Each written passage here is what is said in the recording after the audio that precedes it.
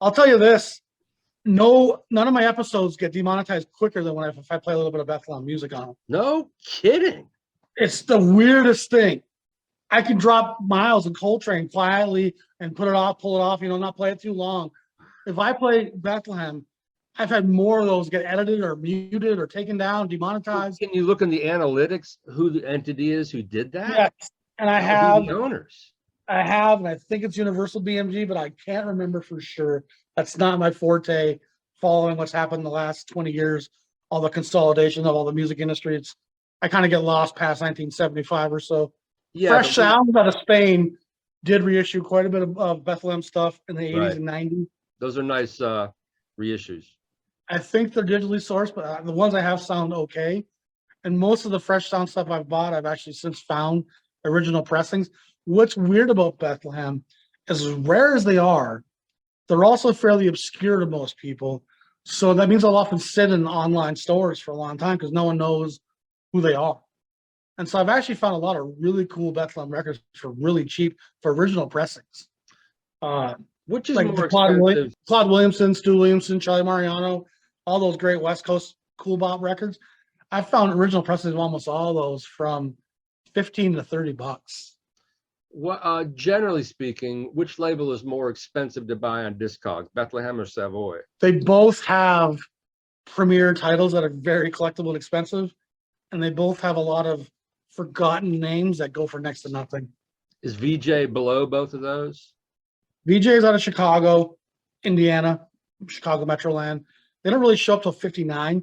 It's a bit of a later species, and they actually have an incredible Blue Note-esque roster of artists for about 2 years. Wayne Shorter, Lee Morgan, great piano player Wynton Kelly, Paul Chambers. They have a serious roster of guys that makes about 20 killer records. But those records had fairly good distribution. They're not nearly as rare, I don't think, as the Bethlehem or Savoy stuff. I've only seen introducing Lee Morgan in our store once, and I bought it. The first pressing of that. It's great stuff.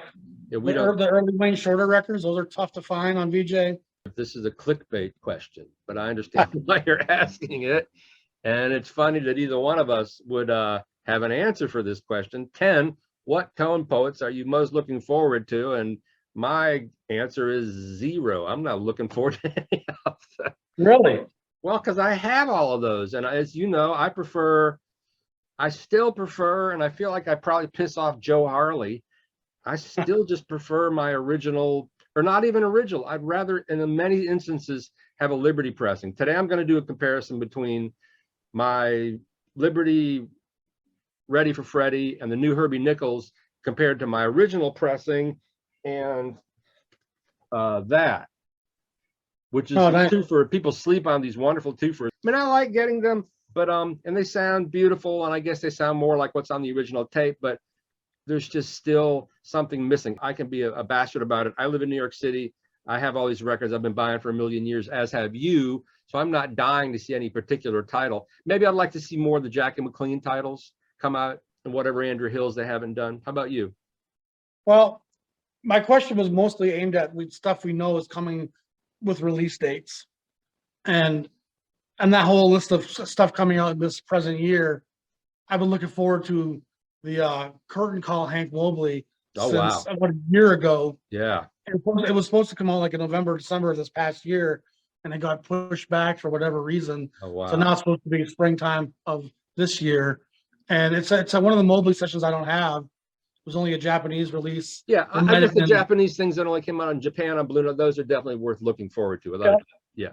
So I want Curtain Call pretty badly, and I'm a huge Hank Mobley guy. Anything from Mobley from 55 to 65 is always going to be worth my time. I always enjoy his sideman. And few people are more able to chameleon their sound to graft into who he's playing with. He's very flexible in that regard. A huge Mobley guy. I can't wait to get Curtain Call with the deluxe gatefold. They're really beautifully done. And then there's also, on the same day, they're releasing the Jackie McLean record, Tipping the Scales, which is another one that was a Japanese release only. Right. But those are the only two in the pipeline that I can see release dates for that I'm really excited about, because everything else I either have or I'm not interested, but most of the stuff I have pretty much. And then down the road, stuff that I haven't heard about. There's some Ike Quebec stuff I really want to see released. His Congo Lament record, Easy Living. I have some of those with different covers. So I don't have all the tracks. They were issued kind of bizarrely. I would love to see those Those are reissued. great Love to records. see Yeah. Leo Parker rolling with Leo. I'd love to see that get a Tone Poet reissue. But Leo Parker is a really kind of forgotten name, a baritone player, and his two Blue Notes are both great.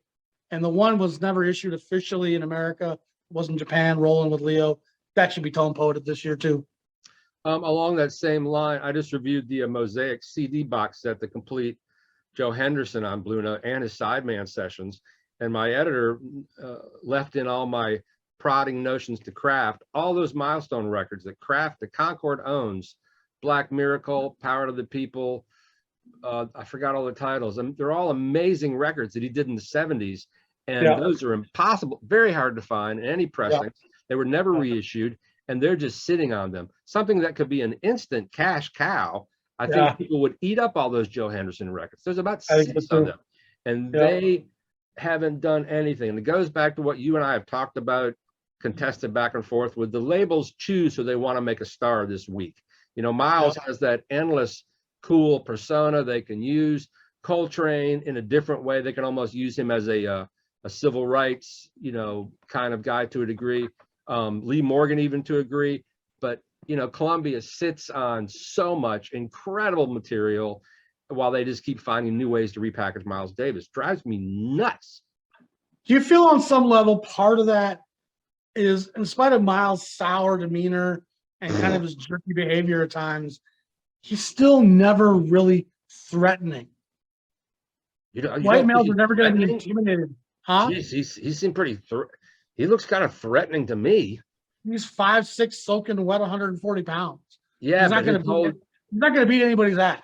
No, but his whole demeanor is kind of a. Didn't he? I'll give Miles a knife and a trumpet and still whoop his butt barehanded. Well, but didn't he punch out Coltrane or something? But maybe you're saying he's amenable to a regular popular audience because he's not ultimately threatening. Well, look at that stupid movie they made.